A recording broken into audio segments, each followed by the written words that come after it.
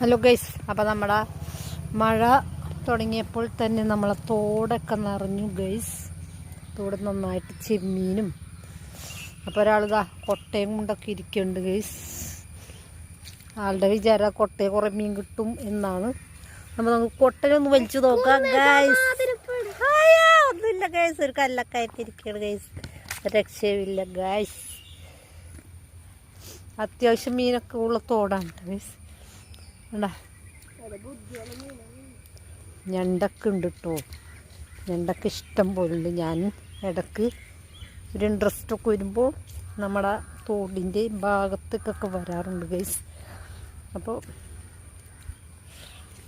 ഞണ്ടിൻ്റെ കുഞ്ഞു ഞണ്ടൊക്കെ നമ്മുടെ കല്ലുമ്മ പറ്റിയിരിക്കണ കാണാട്ടോ. പറ്റി അമ്മമാർ ഇതാണ്ട എൻ്റെ പൊടി ഇരിക്കുന്നുണ്ട് വരുന്ന വലിയ ഞണ്ട്. വലിയ ആഹാ, നല്ല രസമല്ലേ.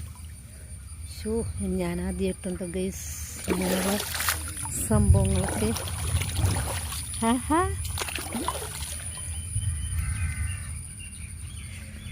ഞണ്ട് ഞണ്ട് ഞണ്ട് ഞണ്ടിതാ പടി ഗൈസ്. ആഹാ,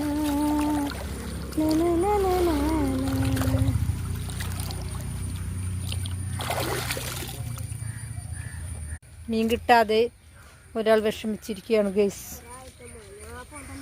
ഒരക്ഷയില്ല. ഇവിടെയൊക്കെ കാടാണ് ഗൈസ്. കാട് പൊക്കി നോക്കുന്നുണ്ട് ഗൈസ്. മീനില്ല. മഴ ആയതുകൊണ്ട് മനെ വീഴോട്ടാ, തോട്ടി വീഴോട്ടാ.